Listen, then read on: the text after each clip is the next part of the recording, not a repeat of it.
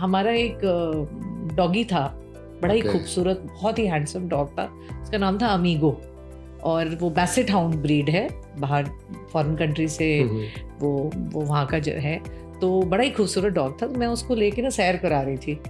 तो सैर कराते कराते मुझे पीछे से आवाज़ आई कि कुछ लोग बैठे हैं, वो पूछते हैं कि यार ये लेडी कौन है, ये कौन मैडम कौन घूम रही हैं।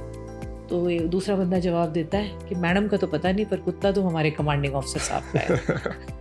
सो Okay. मेरी पहचान अमीगो से बनी है। बहुत इंटरेस्टिंग चीज़ है, उनका एक होम स्टोर होता है, एक्सक्लूसिव होम स्टोर, खाली वहाँ पे घर का ही सामान होता है। तो मेरी किस्मत अच्छी थी कि मुझे वहाँ पे मैनेजर की जॉब मिल गई। Okay. एंड सबसे ज़्यादा मुझे मज़ा आता था क्योंकि मैं घर सजाने की बहुत शौकीन थी। तो मैं वहाँ से जब भी कुछ नई चीज़ें आती थी तो मैं चुपके से अपने एम्प्लॉयज़ कूपन लगा के और मैं वहाँ से ख़रीद के अपनी गाड़ी में भर लेती थी। तो जब घर पहुँचती थी तो मेरे हस्बैंड देखते थे, एक बैग निकला, दूसरा बैग निकला, और दिवाली के समय इतने सारे बैग निकले। तो वो मैंने जॉब के साथ साथ अपने शौक भी पूरे कर लिए। क्रिएटिव क्रो पब्लिशर्स कंपनी जो है वो मेरे फादर ने शुरू करी थी। रिटायरमेंट के बाद में उनको ऐसा लगा कि हमारे फर्स्ट टाइम ऑथर्स को एक प्लेटफॉर्म चाहिए अपनी किताब पब्लिश करने के लिए, क्योंकि ऑलरेडी इस्टेब्लिश्ड ऑथर्स के पास तो बहुत ऑप्शंस होते हैं। तो हमने शुरू किया था इसको एक सिर्फ मिलिट्री पर्सपेक्टिव से कि हमारे जो फौजी रिटायर होते हैं उनको अगर किताब पब्लिश करनी है तो उनके लिए किताब उस पर्सपेक्टिव से लिखी है कि आम आदमी को पता चले कि फ़ौजी के पीछे जो एक और छुपा हुआ फ़ौजी घर में बैठा होता है, उसकी लाइफ में क्या क्या होता है, उसकी एस्पिरेशंस क्या होती हैं, वो उनको कैसे पूरा करता है, उसके बारे में मैंने एक छोटी सी बुक लिखी है। स्वागत है आपका एक और इंटरेस्टिंग और इंस्पायरिंग एपिसोड में। आज हमारे साथ एक ऐसी शख्सियत है जो पब्लिशिंग की दुनिया में एक जाना पहचाना नाम बन चुकी है। आज की हमारी गेस्ट है गनी मैम, जो कि एक पब्लिशर, ऑथर और एक विजनरी एंटरप्रेन्योर है। इन्होंने अब तक 300 से ज़्यादा ऑथर्स को पब्लिश किया है, जिनमें से more than 50 authors best seller हैं। क्रिएटिव क्रो, जो कि उनका पब्लिकेशन हाउस है, ये उनका प्रोफेशन ही नहीं बल्कि उनका पैशन है। गनी मैम ने खुद भी 2 किताबें लिखी हैं जो रीडर्स के दिल तक पहुंच चुकी हैं। पब्लिशिंग इंडस्ट्री में अपनी जर्नी से लेकर ऑथर की सक्सेस स्टोरी तक इनका सफ़र एक इंस्पिरेशन है उन सब के लिए जो किताबें लिखना चाहते हैं और उनको दुनिया के सामने लाना चाहते हैं। आज के एपिसोड में हम बात करेंगे इनकी जर्नी के बारे में, इनकी बुक्स के बारे में, और अगर आप एक एस्पायरिंग ऑथर हैं तो कैसे आप अपनी किताब पब्लिश करवा सकते हैं इसके बारे में। अगर आपको बेस्ट सेलर बनना है तो ये एपिसोड जरूर देखना, क्योंकि हम डिस्कस करेंगे वो कौन से जॉनर्स हैं जो रीडर्स के बीच सबसे ज़्यादा पॉपुलर है। तो बने रहिए हमारे साथ और शुरू करते हैं एक इंस्पायरिंग और नॉलेज पैक्ड कन्वर्सेशन के साथ। उससे पहले मेरी एक छोटी सी रिक्वेस्ट आप सभी से, अगर आपको ये पॉडकास्ट इन्फॉर्मेटिव लगे तो लाइक एंड सब्सक्राइब करना ना भूलिएगा और अपनी फैमिली एंड फ्रेंड्स के साथ भी जरूर शेयर कीजिएगा। तो बिना किसी देरी के चलते हैं उनकी कहानी की तरफ।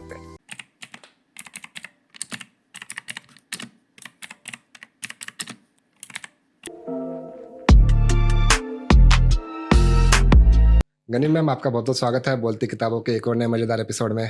Thank you Archit, thank you, आपने मेरे लिए टाइम निकाला, मुझे बुलाया और मेरे साथ आप बैठ के आज बात कर रहे हैं। आई होप मैम बहुत मज़ा आने वाला है इस पॉडकास्ट में। बहुत टाइम से मैं इस पॉडकास्ट का वेट कर रहा था, but as per your time हो नहीं पाता। एनीवे, आज हम बैठे हैं तो आई नो कि बहुत ज़्यादा इंटरेस्टिंग चीज़ें बाहर निकल के आने वाली है। Thank you Archit. थोड़ा मैम आपकी पर्सनल लाइफ से स्टार्ट करते हैं। आप एक 3rd जनरेशन आर्मी बैट रह चुकी है, तो एक मिलिट्री बैकग्राउंड होना थोड़ा सा डिफ़िकल्ट होता है, क्योंकि मेरा भी ऐसा बैकग्राउंड रहा है। बहुत सारे लोकेशंस चेंज होती है, स्कूल चेंजेस होते हैं।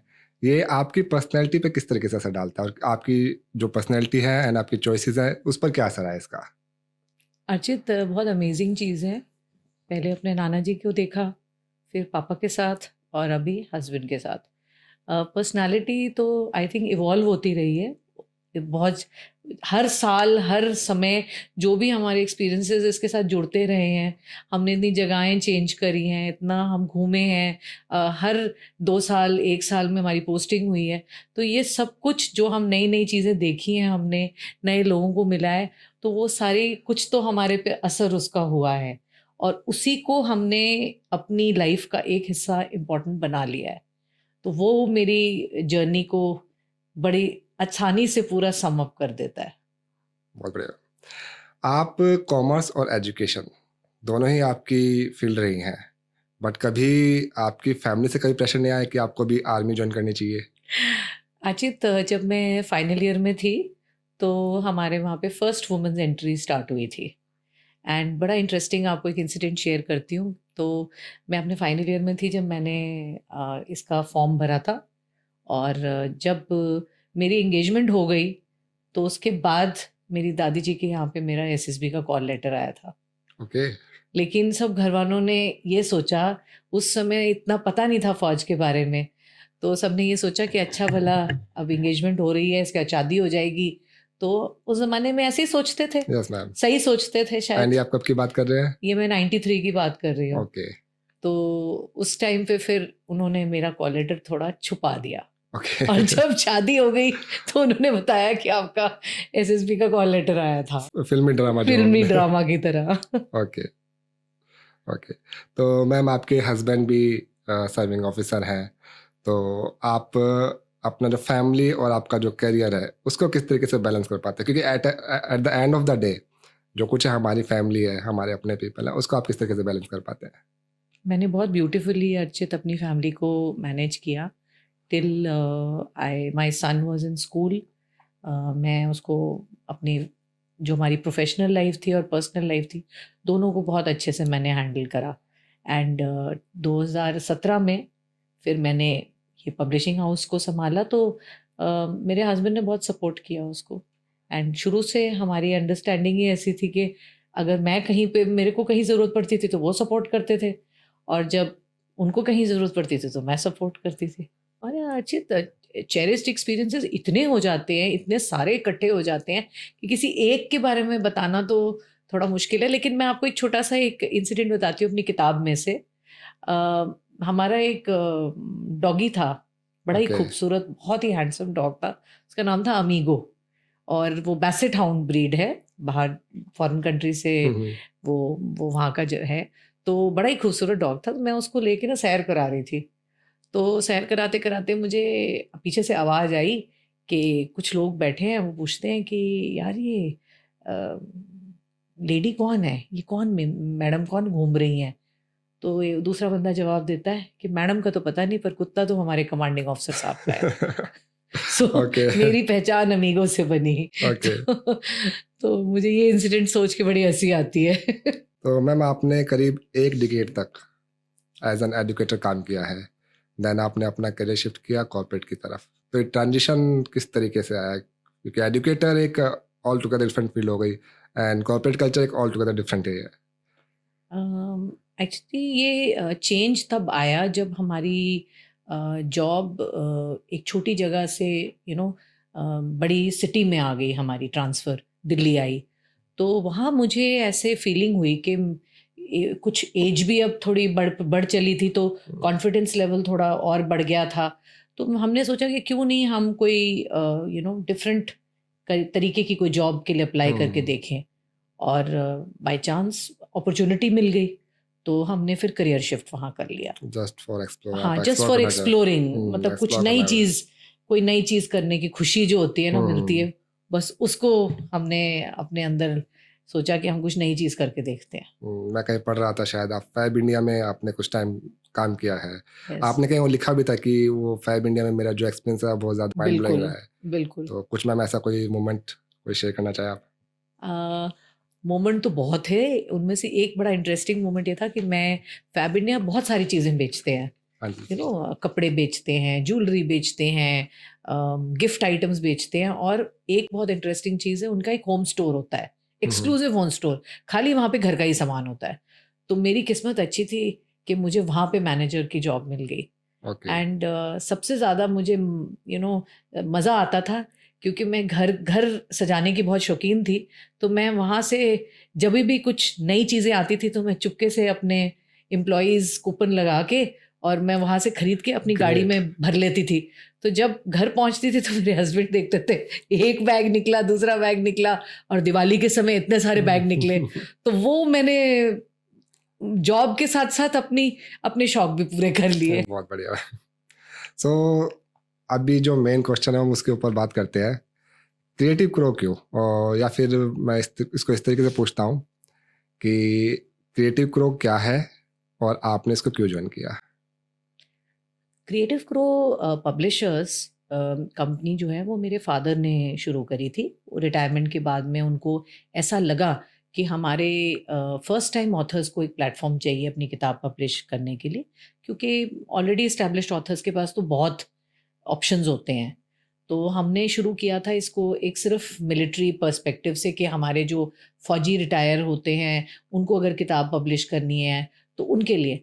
पर धीरे धीरे ये इवॉल्व हो गया, थोड़ा बढ़ता गया। इसको हमने उनके स्पाउसेस के लिए ओपन कर दिया, फिर उसके बाद बच्चे आ गए। अब आज हम खाली उसमें सस्टेन नहीं कर सकते, हमने सबके लिए इसके दरवाजे खोल दिए हैं। तो आज की तारीख में हम यंग ऑथर्स में स्पेशलाइज करते हैं, जो बच्चे पहली बार जो किताब लिखते हैं उनके लिए हम स्पेशल, हमारे को स्पेशल हम ट्रीटमेंट उनके लिए देते हैं, और बाकी सब तरीके की किताबें पब्लिश करते हैं। आप नियर अबाउट, मैं कहीं पढ़ रहा था तो उसमें था कि आप 300 ऑथर्स को पब्लिश कर चुके हैं जी, which is a commendable job जी। 300 ऑथर्स अपने आप में एक बड़ा नंबर है। बिल्कुल। तो इस जॉब में सबसे ज़्यादा रिवार्डिंग कोई आपका जो मोमेंट रहा हो कि हाँ ठीक है, ये इसी के लिए मैंने ओपन किया था या इसी के लिए मैं इसमें आई थी? यस। सो मैं ये कहूँगी कि 300 में से तकरीबन जो 60 किताबें हैं वो मेरे पिताजी के अंडर हुई थी publish.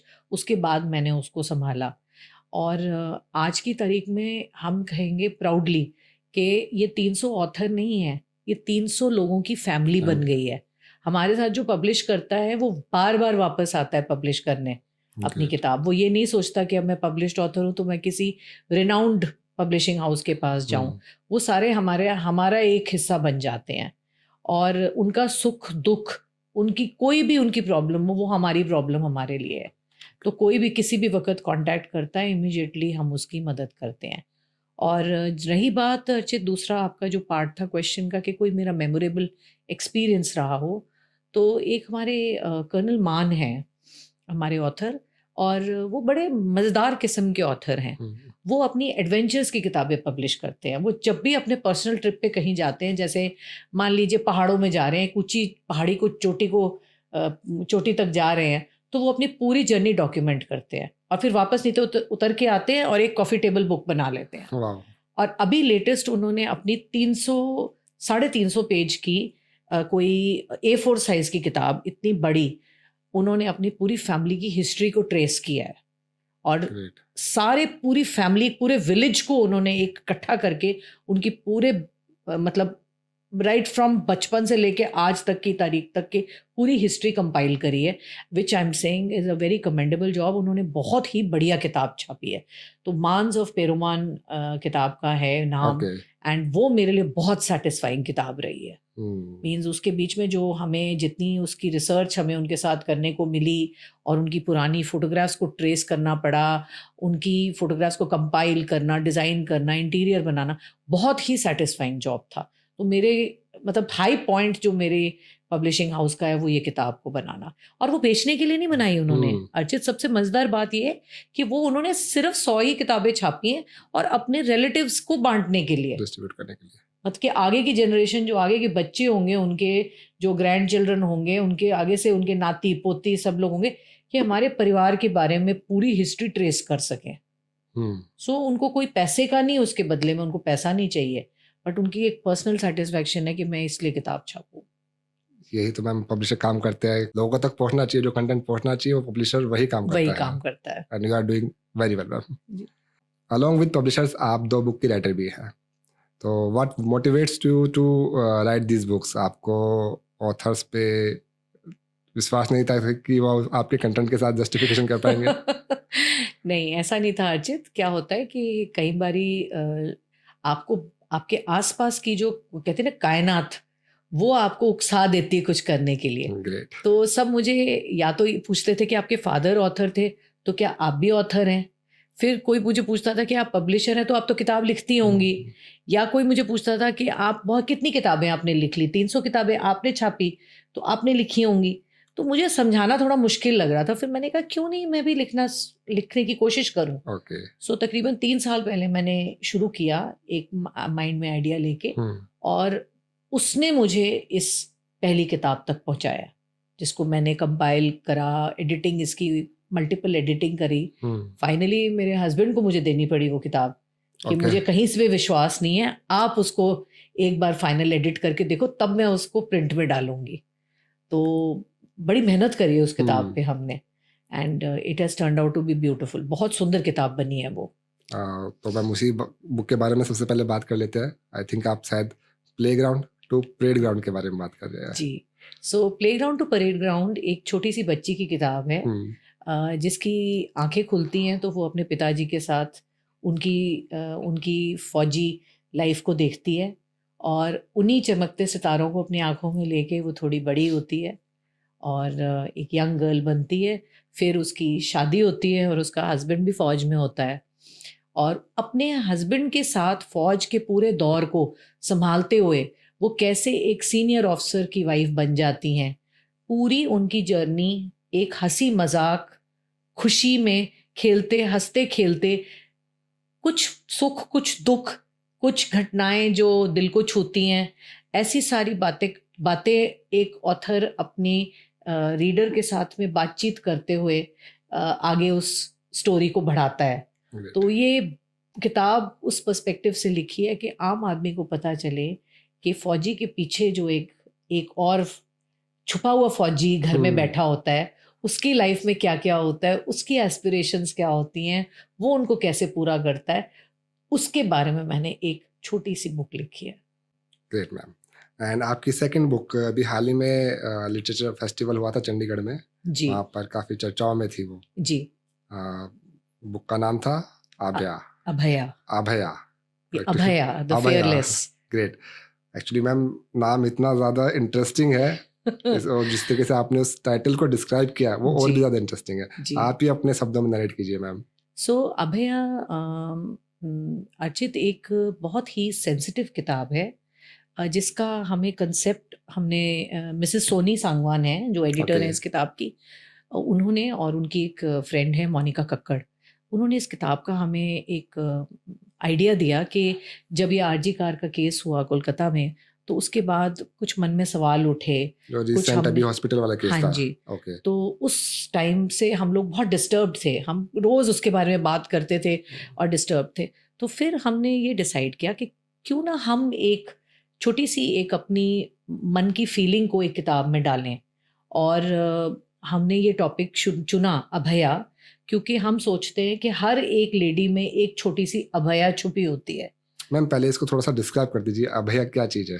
Abhaya is basically the fearless, Okay. जिसके अंदर कोई डर नहीं हो, Okay. और जो बिना डरे अपनी साइलेंस को खोलता हो, अपनी चुप्पी को तोड़ता हो।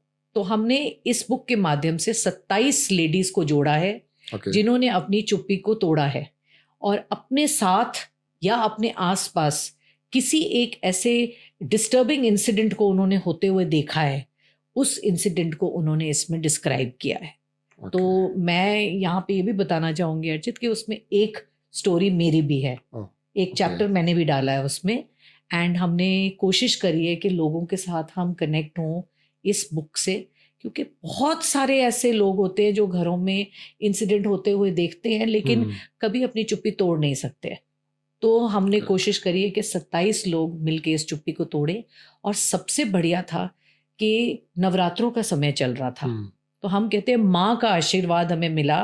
हमने ये पहले दिन शुरू करी इसकी एडिटिंग और इसकी डिज़ाइनिंग और इंटीरियर, और नवरात्रि के आखिरी दिन में पूजा के समय ये किताब की समाप्ति हो गई। एंड यूजुअली कितना टाइम लगता है एक बुक में? यूजुअली इट टेक्स 3 महीने से 6 महीने तक किताब को कंपाइल करने में लगता है, और हमने 13 दिन में इस किताब को कंप्लीट करा, और 13वें दिन ये किताब रेडी होके मेरे को तो अभी भी कुछ अभी भी फीलिंग हो रही है अंदर कि हमने 13वें दिन इसको प्रिंट में डाल दिया। तो मैम जो नेक्स्ट क्वेश्चन है वो थोड़ा मेरा पर्सनल क्वेश्चन है, क्योंकि जैसा अभी लास्ट में ट्रेंड देखा जा रहा है कुछ समय से, ऐसा काफ़ी जगह बोला भी जा रहा है कि जो पब्लिशिंग इंडस्ट्री है वो डाउनफॉल की तरफ है, क्योंकि अब जो ऑडियंस है वो जो कंटेंट कंज्यूम कर रही है वो वीडियो फॉर्म में जो कंटेंट है उसको कंज्यूम किया जा रहा है। तो इसकी प्रॉब्लम की तो हर कोई बात करता है कि पब्लिशिंग इंडस्ट्री डाउनफॉल की तरफ है, बट सॉल्यूशन कोई नहीं दे रहा है। प्रॉब्लम क्या है कि ऑथर्स इसमें अब जुड़ना नहीं चाह रहे हैं, या कंटेंट उस तरीके का प्रोड्यूस नहीं हो रहा है, या पब्लिशर जो है वो इतना ध्यान नहीं दे रहा, जो बुक्स आती है उनको मार्केट नहीं कर पा रहे अच्छे से? कहाँ प्रॉब्लम कहाँ है मैम? अर्चित, ये सब इंटर रिलेटेड है, सब एक दूसरे से जुड़ा हुआ है। देखो, ऑथर के पास तो स्टोरी है, स्टोरी को छापना मेरा काम है, करेक्ट। लेकिन मेरे छापने तक ये सीमित नहीं है, पढ़ने वाली ऑडियंस सामने है। अगर ऑडियंस खरीदेगी नहीं किताब को तो ऑथर छापेगा कैसे और क्या करेगा छाप के? तो हम लोगों का मिलता जुलता ये आपस में एक दूसरे से इंटर रिलेटेड जो इश्यूज आ रहे हैं, प्लस मल्टीमीडिया आप देख लो, आपके पास मैं बैठी हूँ आज, पॉडकास्ट कर रहे हैं हम। किसी ने पहले सोचा था कि हमें किताब को प्रमोट करने के लिए पॉडकास्ट करना पड़ेगा। करेक्ट। तो क्या ये जनरेशन ट्रांजिशन है? बट मैं ये नहीं कहूंगी कि किताब छपनी बंद हो जाएगी, क्योंकि जो हमारी एक फेज जनरेशन की अभी भी है, जो चाहती है कि मेरे हाथ में किताब हो और किताब में कागज की खुशबू आए जब मैं बैठ के पढूं, और इलेक्ट्रॉनिक गैजेट में पढ़ने का उनको वो स्वाद नहीं आता, वो एक्चुअल में नहीं आता है मैम। वो नहीं आता। सो आई फील दैट ये एक फेज है, एक दौर है, हर चीज का एक दौर आता है, घूम फिर के मैं कहती हूँ कि वापस दुनिया उस चीज पे वापस पहुंच जाती है। तो ये फेज है, ठीक है, होने तो चलने दो। बाकी किताबें छपती रहेंगी, किताबें अभी भी हमारी छप रही हैं, अभी भी हमारी लाइब्रेरीज में जा रही हैं, डिस्ट्रीब्यूटर्स अभी भी हमारी किताबें उठा रहे हैं। तो आज की तारीख में मैं बोलूँगी तो सुबह से मुझे अमेजोन पे कोई 10 ऑर्डर आ चुके हैं। तो होता रहता है, मतलब किताब लोग पढ़ना बंद नहीं करेंगे। क्या पब्लिशर्स भी कुछ पब्लिशर्स उस तरीके से अभी ध्यान नहीं दे रहे हैं जैसे पहले पब्लिशर्स इंटरेस्ट लेके ऑथर्स को छापते थे, ऑथर्स ढूंढते थे? ढूंढना नहीं पड़ा कभी भी ऑथर्स को, मुझे बाय वर्ड ऑफ माउथ ही आते हैं ऑथर्स।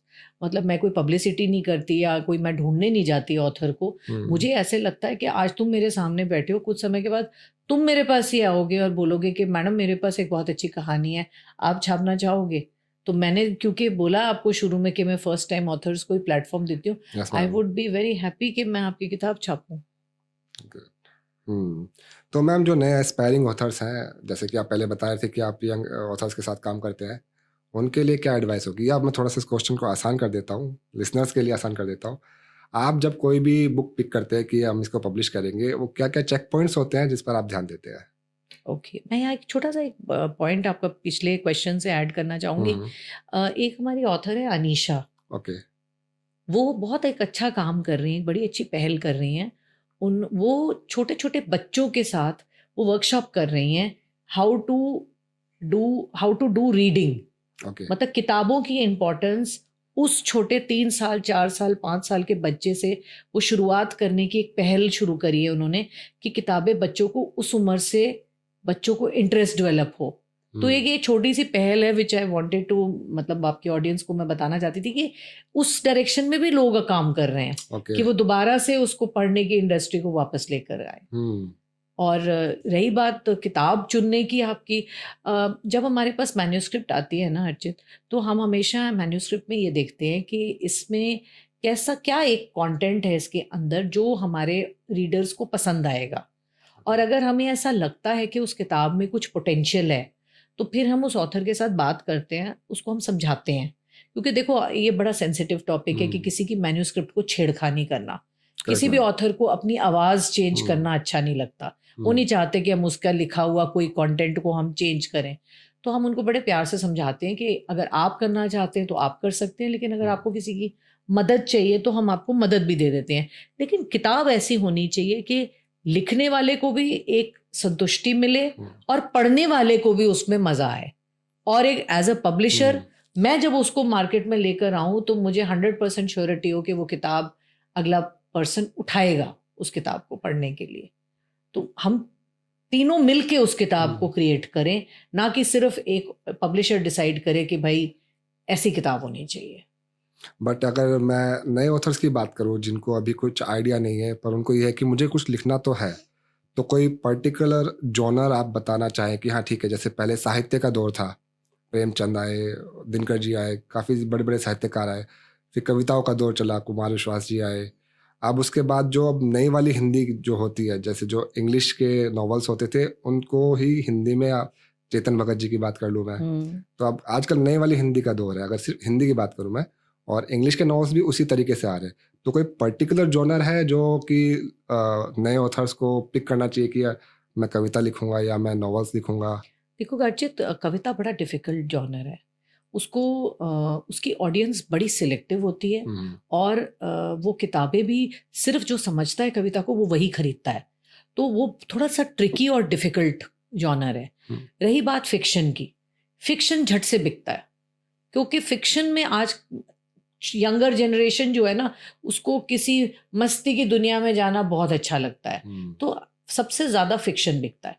नॉन फिक्शन अगर टॉपिक रिलेटेड हो, जिस चीज़ में आपको इंटरेस्ट है, कई बार कोई लेटेस्ट करंट अफेयर में चल रहा है, मान लीजिए जैसे मैंने अपने एक ऑथर से बात करी, मैंने कहा आप फाइनेंस पे यू स्पेशलिस्ट, तो फाइनेंस की बहुत किताबें हैं मार्केट में, और उन्होंने बोला मैं फाइनेंस पे लिखूंगा, मेरी किताब कौन खरीदेगा?